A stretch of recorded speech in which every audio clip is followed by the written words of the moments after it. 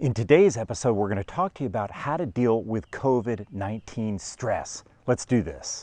Now, if you're like a lot of people watching this video, you're dealing with a lot of stress right now. It might be because you've lost your job, it might be because your spouse lost their job, or it might even be or it might be because your employees are feeling stressed because of what's going on at your office. No matter what the reason, I'm going to give you a few tips on how you can deal with COVID-19 stress.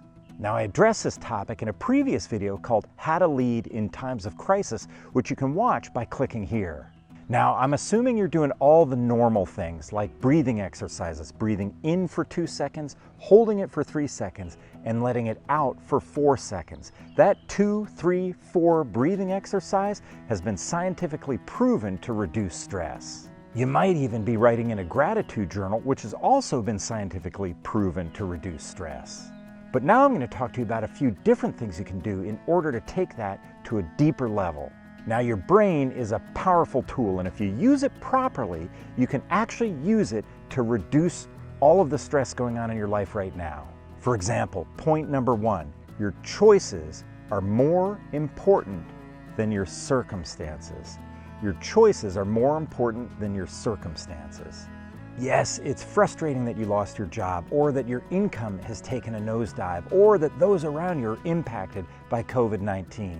But those are your circumstances, and at a certain point, you can't control the circumstances around you, but you can control how you deal with those circumstances. In other words, you can control the action steps you use in order to deal with the circumstances. Now, your choices might be to meditate every day, or to write in a gratitude journal, or even to practice present moment awareness. But in order for those choices to have an impact on your life, they have to become habit, which brings us to point number 2. Habits are not subject to self-negotiation. Here's what I mean by that. When we have normal things that we do in our life, they're choices. Should I do that today? Should I not do that today? When you turn something into a habit, it's not subject to self-negotiation. It just becomes the way you do things. I wake up every morning, I have a cup of coffee, then I go meditate. Or I wake up every morning, I have a cup of coffee, and then I write in my journal. By turning it into a habit, you're changing that dynamic from self-negotiation to not self-negotiation, and that can be a very powerful tool. So I'm going to challenge you to take one of the things that we've talked about, whether it's meditation, writing in a journal, or breathing exercises, and do it every day for 7 days in a row. See, the sun came out right when I talked about that. That's a good sign. It means this is a good message.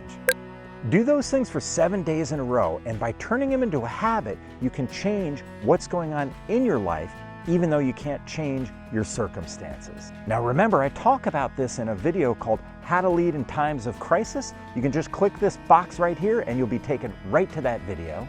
Be sure to hit the subscribe button and hit the bell so you'll be notified next time I do an episode like this. My name is Jamie Turner. This has been In 60, and I'll catch you next time.